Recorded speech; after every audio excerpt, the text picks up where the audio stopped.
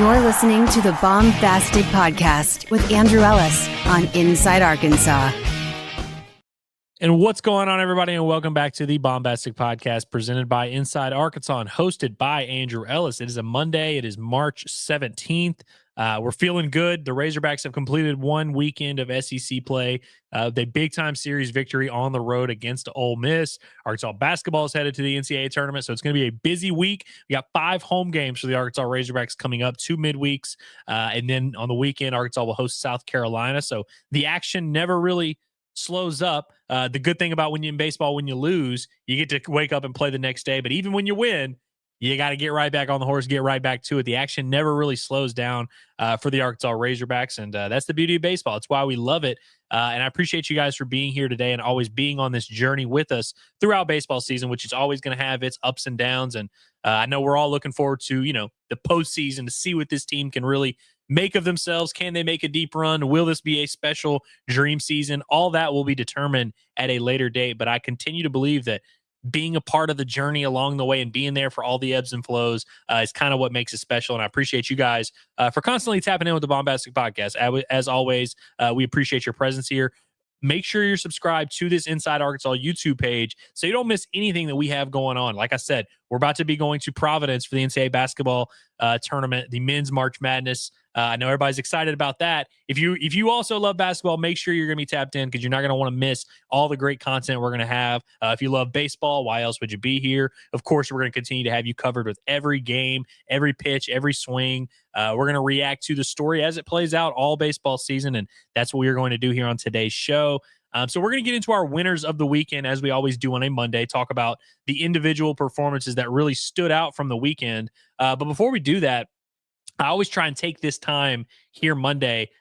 Usually Arkansas just played on Sunday, so you guys have heard me yesterday give my thoughts on the games, give my thoughts on the weekend, but I always like to come back Monday and kind of have a refresh, renewed sense of point of view of how I feel about the weekend. And I continue to feel very, very good about this series win for Arkansas. It was a gutsy one, one that Dave Van Horn described as maybe a top 10 game that he's ever coached at Arkansas. He really was fired up, and you could tell when he was talking to the team after the game. One, I love that he said there's something special brewing up in the hills of Northwest Arkansas, and that really fired up the boys. You could see that.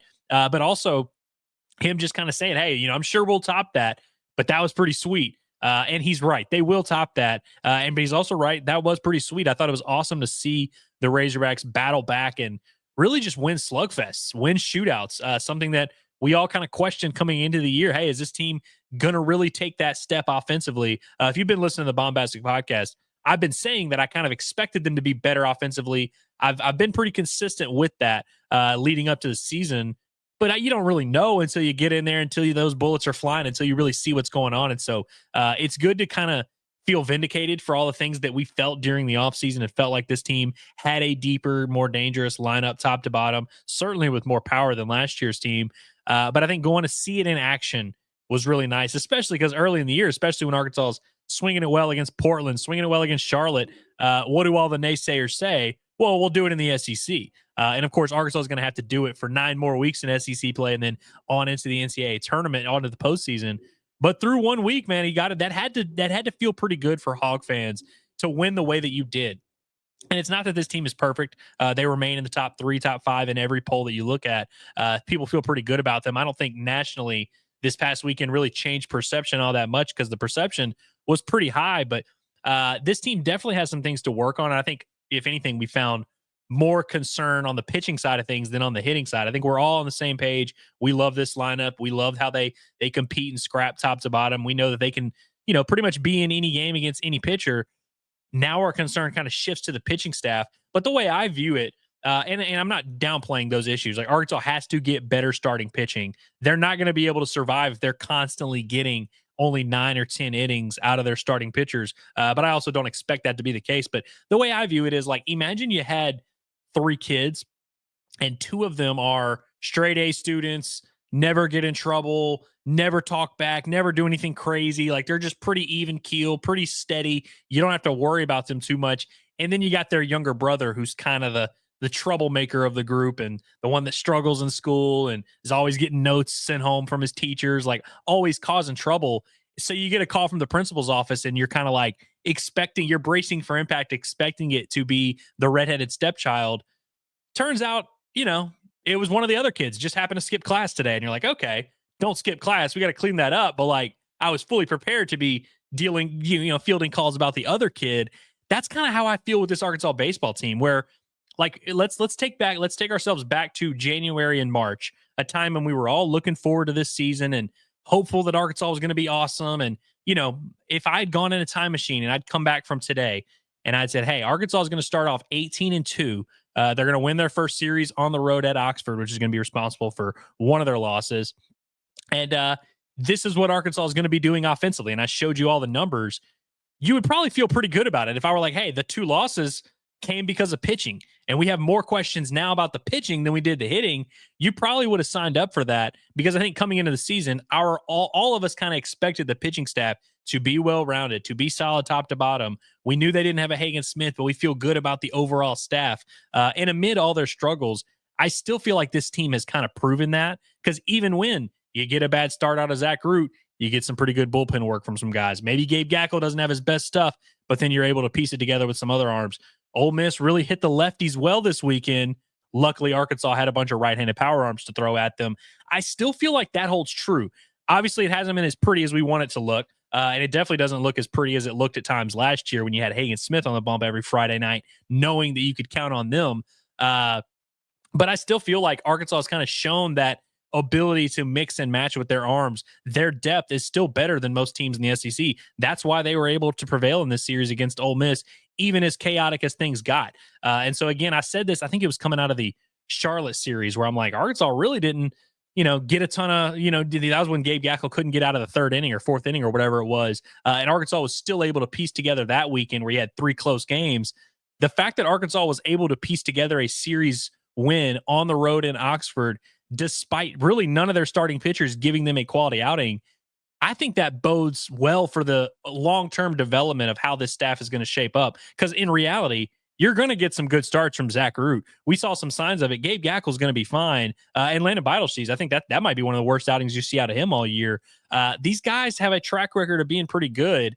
And so maybe they never end up being as good as they're supposed to be. We kind of saw that happen last year with Mason Molina and Brady Tigert. But I think this year's pitching staff is more equipped to answer to some of those deficiencies than maybe years past. And so I kind of think this weekend, not saying I came away being more encouraged about the pitching staff, but I definitely feel more encouraged about the team overall.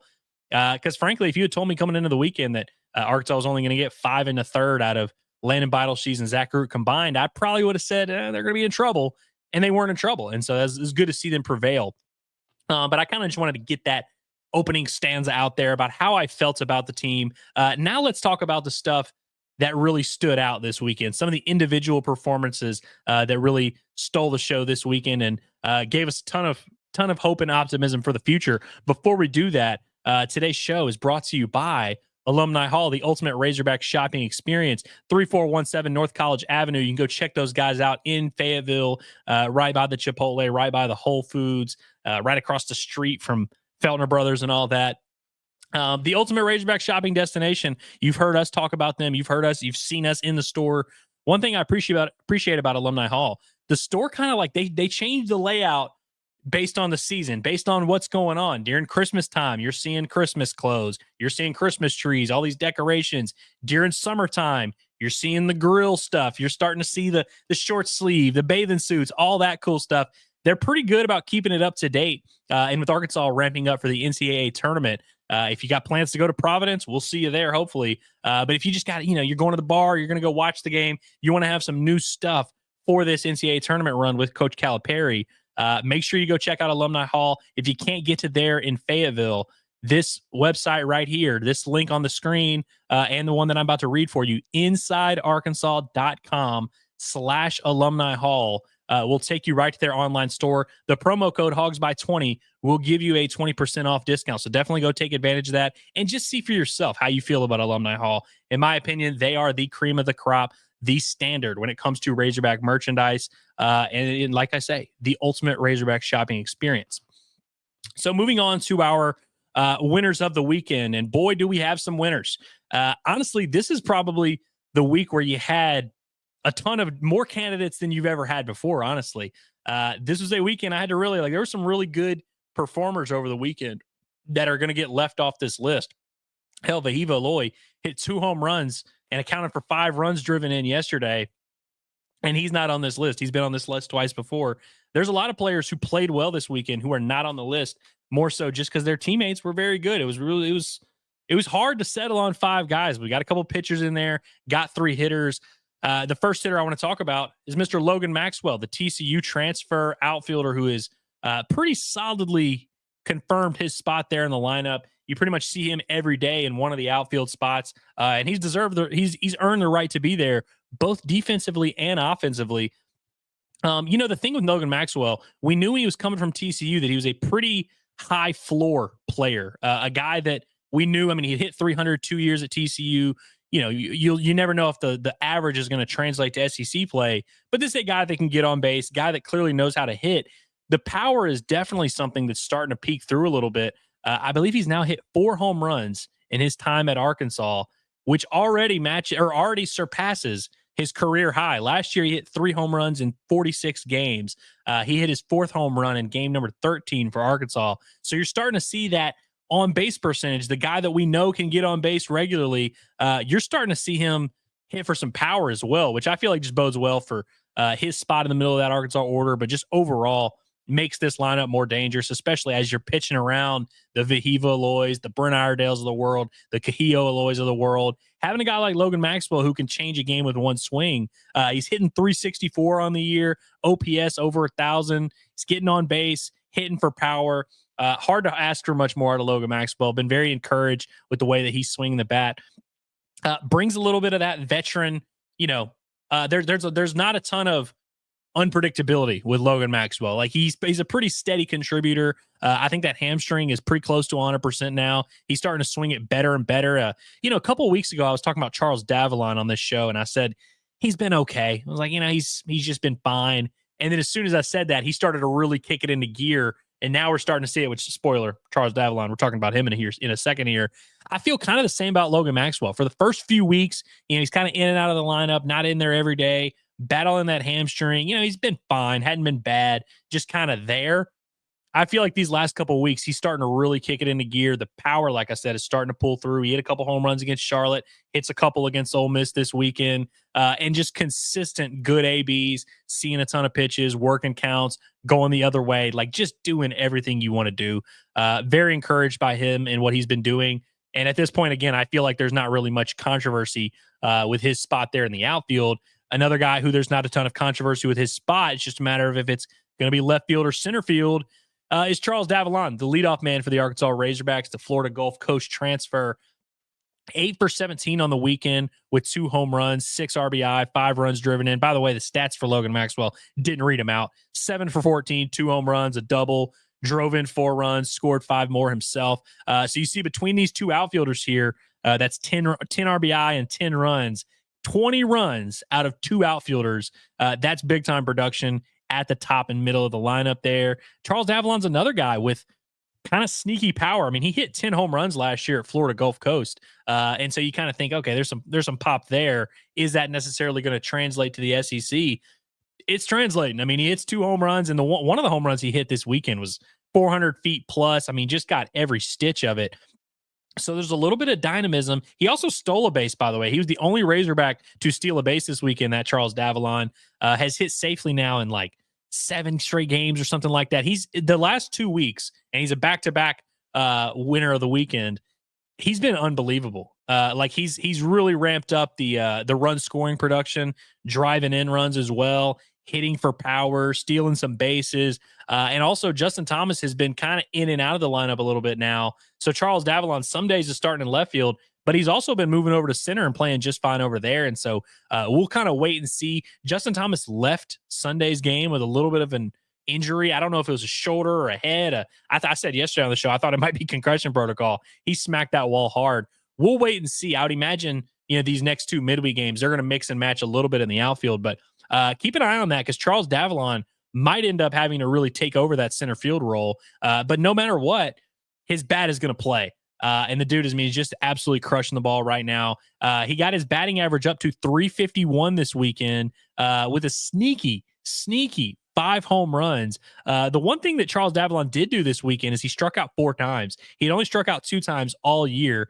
Now you're facing a little bit better arms, a little bit harder to do that. But still for the year, 12 walks, 3 hit by pitches, only 6 strikeouts. You add 3 stolen bases in there. You add 5 home runs in there. 20 RBI is a good bit for a leadoff guy at this point in the year. And again, the batting average up over 351.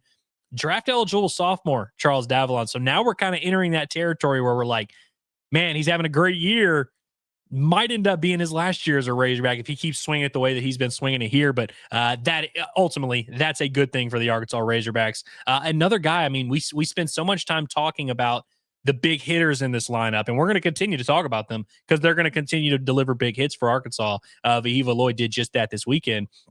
But I think it's so important for these other guys who might not be at the top of the scouting report, might not be at the top of the radar. Of course, Logan Maxwell, been in college baseball for a while. People know about him. People know not to, they know to tread carefully around him and know that he's a good hitter.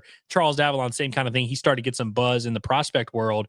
But you kind of got to pick your poison a little bit. And you're seeing with the emergence of some of these other outfielders and with some of these other big bats continuing to take their walks, continuing to string together good ABs, it's really hard to pick your poison with this Arkansas lineup. And so any given day, any of these guys can beat you. And these 2 guys have certainly done that. Another guy who I feel like has been a beneficiary of other guys being pitched around would be Cam Kojal, the first infielder in this weekend's winners of the weekend.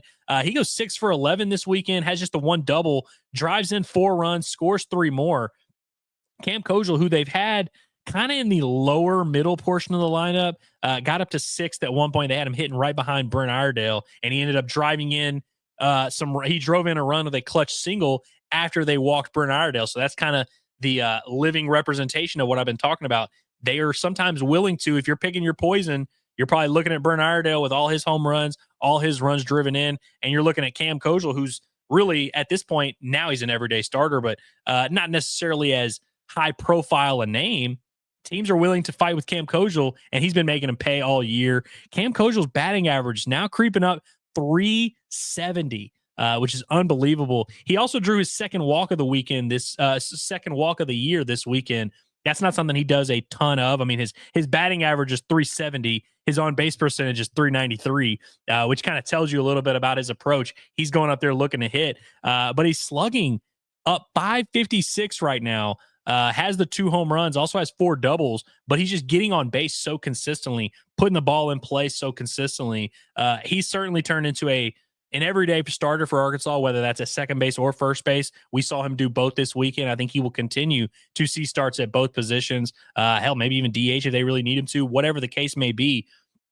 Cam Kojal's established himself as a fixture in this Arkansas lineup. And again, he's doing a great job at just kind of being ready to strike. When he gets his pitch, he doesn't miss it. And as these other guys, I mean, and look, what I'm saying about Brent Iredale, Fayetteville Fly, teams kind of wanting to pitch around them, same applies to Charles Davalon and Logan Maxwell, the way that they've been swinging the bat. Hell, we saw Ole Miss yesterday intentionally walk Logan Maxwell. And so, again, when guys like Cam Kojal start swinging the bat well, and some guys that aren't winners this weekend, like a Ryder Helfrich or Nolan Souza, who, by the way, had a few good ABs. Rocco Pepe, the same applies to him as well. He was good this weekend. He's an honorable mention winner of the weekend.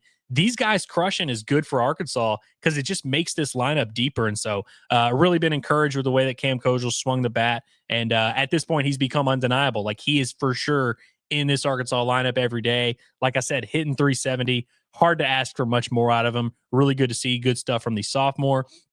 On to the pitching side of things this weekend. Aiden Jimenez, 3 innings pitched, no hits, no runs, no walks, 6 strikeouts, retired all 9 hitters he faced. He was also credited with the save in Arkansas's Saturday victory in Game 2 there. Really just came in and shut the door.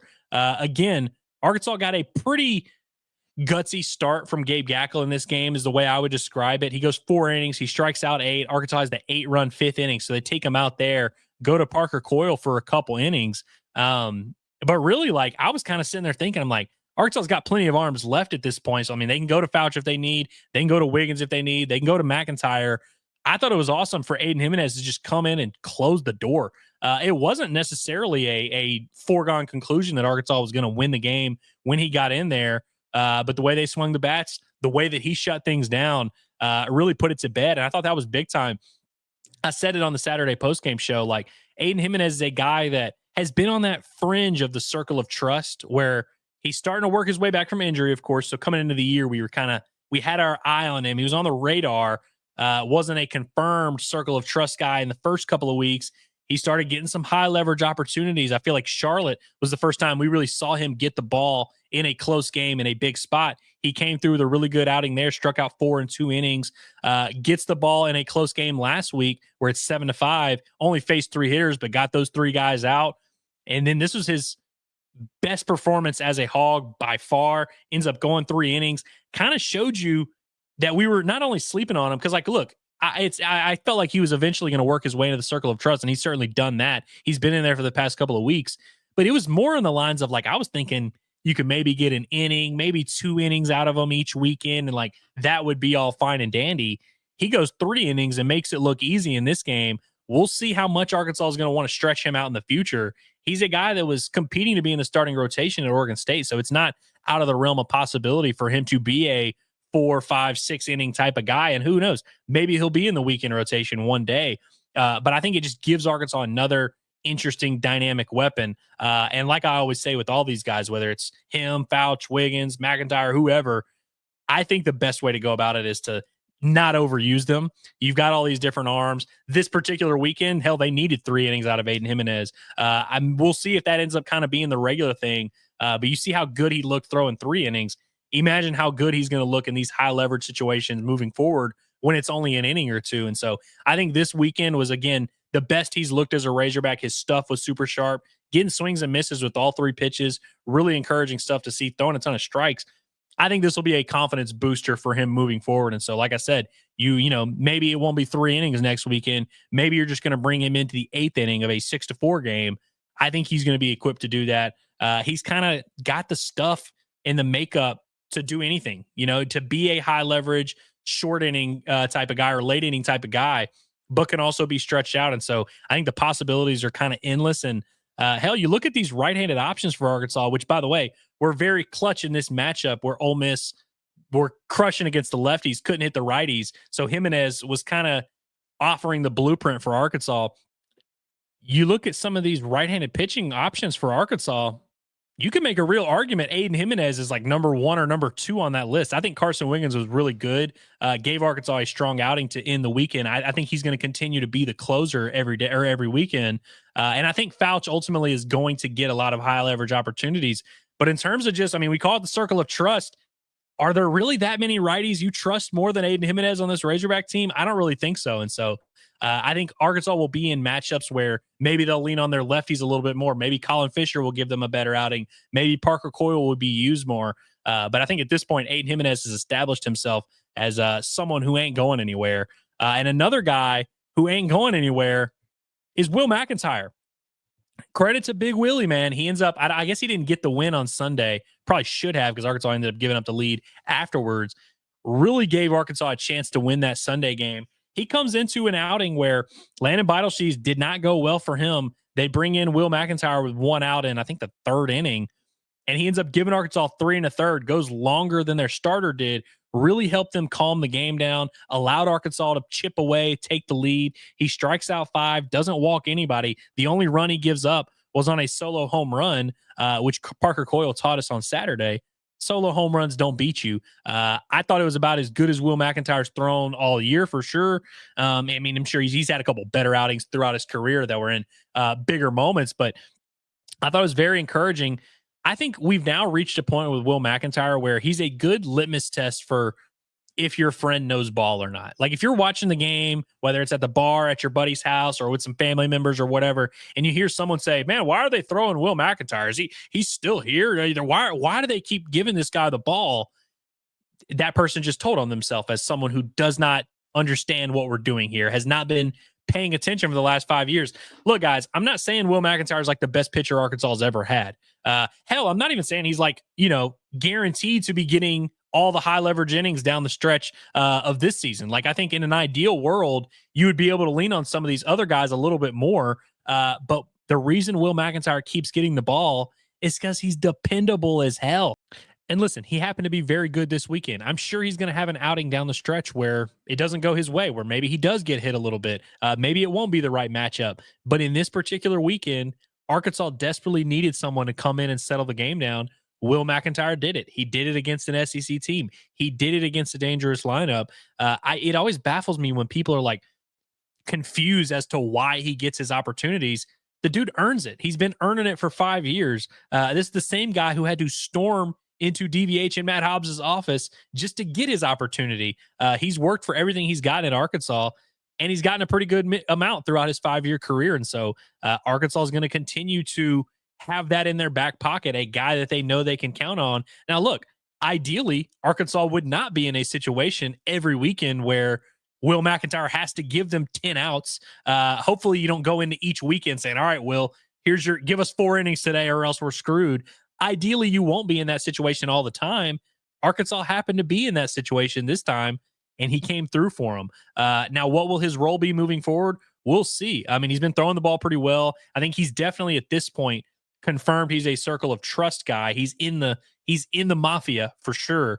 It's just a matter of what that's going to end up being. If it's mid relief, if it's long relief, if it's maybe a setup role here, hell, maybe you need him to close a game. Hell, we saw Arkansas have to do that to close out against a series against Charlotte. You know, it we'll just kind of see. But that's the beauty of Will McIntyre, is that he doesn't care. Like, he's just going to go out there and do what he does, fill up the strike zone, and be ready to compete. And that's what he does at a high level. And it's why he keeps getting these opportunities.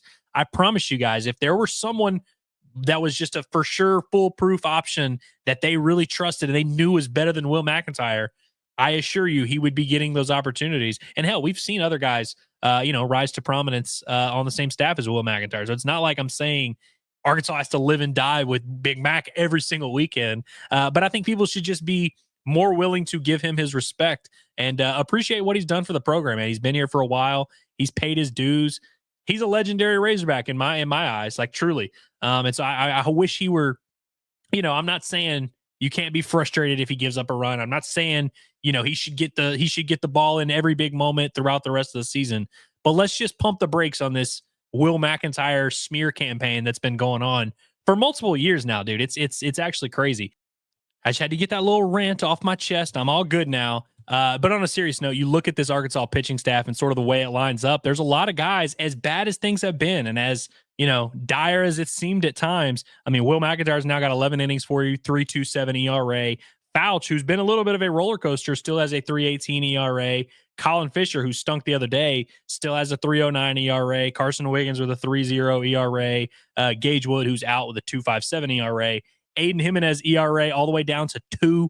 Dylan Carter, who gave up his first runs of the season the other day, sitting at a 1.86. Parker Coyle gave up his first run of the season. He's at a 0.82. And so that's like 6 names I just listed off right there, all of which are going to have roles for Arkansas at different points in the season. And there's some names that I didn't mention. I just feel like that's what makes this Arkansas rotation or this Arkansas pitching staff unique, is that there really are just so many different options. And look, like I said, this weekend, it happened to be Jimenez, McIntyre give you 6 1/3. It might not be that next weekend. It might be more, suited to the lefties, suited to someone else. Hell, Hunter Dietz might come in and steal all these innings. Who knows? But I just feel like Arkansas in any given matchup is always going to end up finding the right matchup, which I think is kind of sets them apart. And they just have more options than a lot of these other teams. And so those are your winners of the weekend. I can't get out of here without doing a little bit of a Nate Thompson rant as well. And I'm joking. I said it on Inside Arkansas Live today. I don't really subscribe to the theory that when Arkansas sucks at the plate, it's because of Nate Thompson. And when they do well at the plate, it's because of Nate Thompson. So it's weird because, I see on Twitter all the time, people are like everybody went from fire Nate Thompson, he sucks, we hate him, to Nate Thompson's the man. Nate Thompson's crushing. Give Nate Thompson his credit, which, like, look, I'm more closely aligned with the latter there, but it's really just not. I don't think it's as much about Nate as we like to make it out to be. And that's kind of the message that I echoed in the offseason. If you guys remember, I did an episode on this show leading up to the season titled, Does Arkansas have a Nate Thompson problem? And really the conclusion I came to then and the conclusion I still feel now is that it's about the personnel. It's about the hitters. You have to have the talent in your lineup. And that's where I feel like Arkansas kind of fell behind the last few years. You look at A&M, not this year. You look at what A&M had going last year. You look at what Tennessee's been doing year in and year out. You look at the lineup LSU put together in 2023 and the lineup they have now. I just feel like Arkansas fell behind in that arms race. But I feel like this offseason, they made great strides to improve the roster. And I got a lot of pushback when I said that. Still to this day, people push back and say, actually, I don't really think they're that talented and whatever. I think we're kind of seeing the results speak for themselves. I want to run through a few numbers for you guys. So overall on the season, we're now through one SEC weekend, 5 weekends of play. Here's where Arkansas ranks in terms of just overall stats among the SEC. They are 5th in batting average at 318.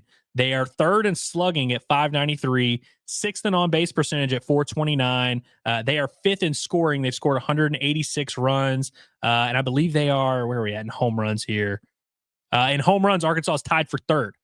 So, I mean, and you know what? They're not. They're dead last in steals, by the way. So, nerds, I hate to break it to you. This team ain't playing small ball. It's just not a thing. It's still a little bit of gorilla ball around here. But like I said last year, if you're going to play gorilla ball, you got to have gorillas.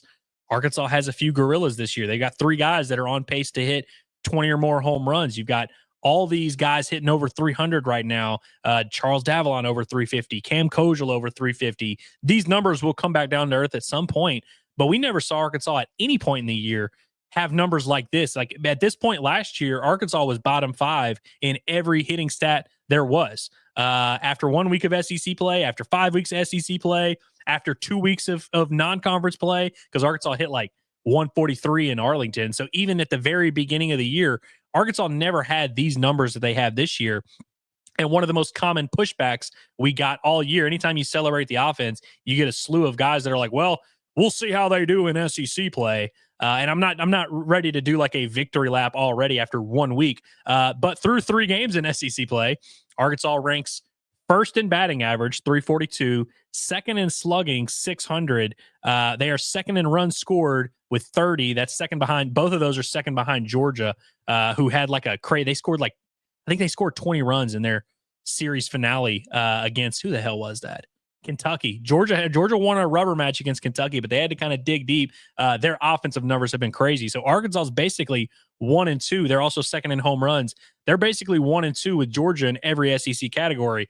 Of course, these numbers are going to fluctuate. I'm not doing the victory lap yet. We'll see. I think in all actuality, I really do think Arkansas is going to probably fall more in line with that like 5 to 7 range in the SEC among offensive numbers. But that's top half of the league, which is that's kind of been the bar we've been setting, where we're like, man, you see last year's pitching staff where they led the country in all these stats, and you're like, man, if they just had an average lineup, this team would be like a for sure Omaha team. I think Arkansas is going to have a well above average lineup, and I really do think it's going to be one of the top 5 or 6 in the SEC, which is going to be one of the top 25 nationally. Like Arkansas's top 5 in the country in slugging right now. They're top 10 in the country in home runs right now. Like Arkansas's got some dynamism to this lineup that they really just haven't had in years past. And so we'll see where it winds up. Of course, there's a lot of ball left. So I really don't want it to make it sound like I'm like, hey, screw you haters. See, that'll shut you up. But I do think like at this point, we got to give some respect to what this coaching staff has done offensively and give credit to the players. Cause like I said, I think it's really about the guys in the lineup. They're the ones that have to go out there and hit at the end of the day. And so those are your winners of the weekend. Shout out to Nate Thompson getting his first dub of the weekend.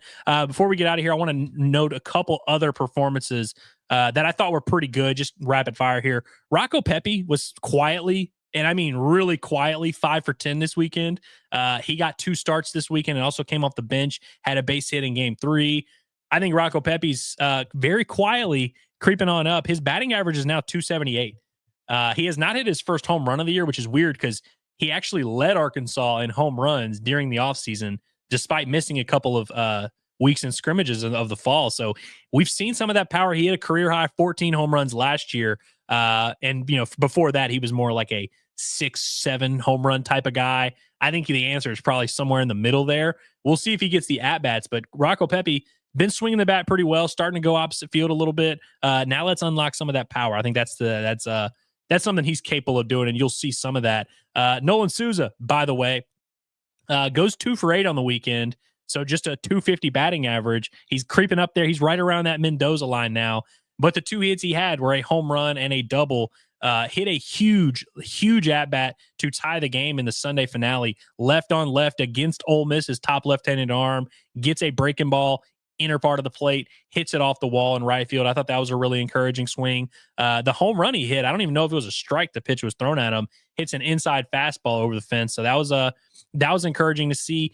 Kojo's a winner of the weekend, and I just mentioned Pepe and Souza as kind of honorable mentions. I think everybody should feel a lot better about that little trio, which are going to continue to kind of alternate, and we'll see, who starts 2 games each weekend, who starts 3. I think Kojo's kind of the everyday one of that 3, and then Pepe and Souza are going to be kind of platoon. But there's room for all these guys to compete, and so I was pleased with those guys in their performance. Carson Bowles as well, who comes off the bench, only has 1 at-bat this weekend, comes off the bench, gets a huge pinch hit single, ends up scoring a run. Good to see for him. I bet he's going to end up getting a start this midweek. We'll see if he can make the most of it. But I thought there were a lot of very encouraging offensive performances. I thought Parker Coyle threw well. He did give up his first run, but I thought he threw well, so kind of a nod to him. Carson Wiggins also. I spoke about it earlier that I thought he threw the ball well, and he's one of the many right-handed arms that really needed to step up for Arkansas. How about a true freshman who has only thrown 5 innings total and had never gone more than an inning at the collegiate level?